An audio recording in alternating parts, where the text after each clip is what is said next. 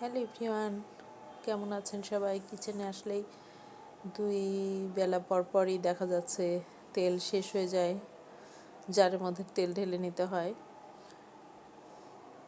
আর রান্না বান্নার জন্য সব কিছু গোছানো আছে। এখানে গরুর মাংস,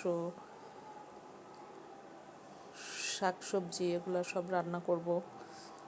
আসলে ছুটির দিন হলেও নানা ধরনের কাজের ব্যস্ততা বাড়ে। সকাল থেকে একদম দৌড়ের উপর আছি।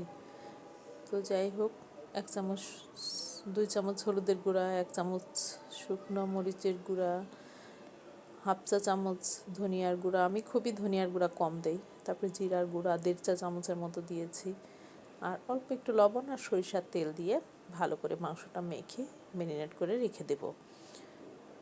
যতটা সম্ভব রাখা যায়। আমি কখনো আধা ঘন্টা, কখনো 1 ঘন্টা, মানে সময় অনুযায়ী। মাংস ভিজলে বা টাটকা মাংস হলে একটু বেশি সময় করে রাখি। এদিকে আবার শাক সিদ্ধ করা ছিল, বাগার দিয়ে নিলাম। শুকনো মরিচ ফোড়ন দিয়ে রসুন পেঁয়াজ ভেজে নিয়ে আমি এভাবে করে বাগার দিই লাউ শাক ভাজি। এরপরে এই যে তেজপাতা, ছোটো এলাচ, লবঙ্গ, দারুচিনি, জিরা, আস্ত জিরা, এগুলো একটু এই 20 সেকেন্ডের মতো একটু গরম তেলে ভেজে নিয়ে তারপরে পেঁয়াজ অ্যাড করে দিয়ে ভালো মতো একটু ভেজে নিতে হবে। এই পর্যায়ে আমি জিরা তেজপাতা অ্যাড করে দিয়ে একটু ভেজে নিব। এভাবে করে রান্না করলে না মাংস খুবই টেস্ট হয় খেতে। কিন্তু আমি সব রকমই রান্না করি, তো এরকম করে করা হয় আর কি। তারপর রসুন অ্যাড করে দিলাম, আস্ত শুকনা মরিচ এভাবে করে দিলে কিন্তু খুব একটা ভালো ঘ্রাণ আসে। আর এই যে ম্যারিনেট করা মাংসটাও দিয়ে দেব। মাংসটা দিয়ে এরপর আবার ভালো মতো কষাইতে হবে।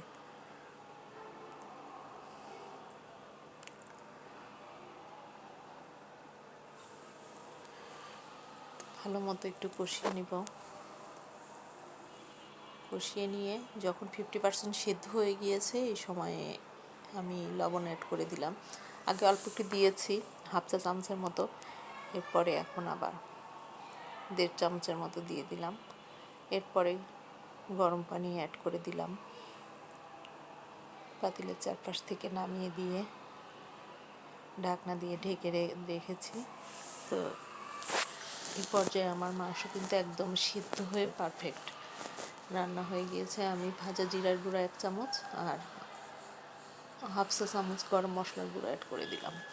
এই গরম মশলা এগুলো আমি কিন্তু ঘরেই করা হয়, আমার বাসায় বানানো হয়। এসব মশলা আমি কখনোই কেনা হয় না, সব কিছুই বাসার।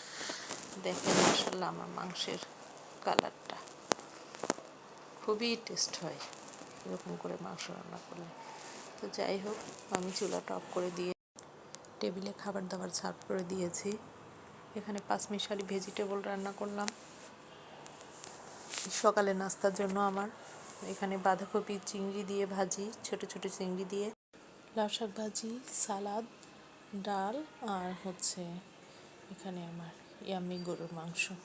তো আজকে পর্যন্তই, সবাই ভালো থাকেন, বাই।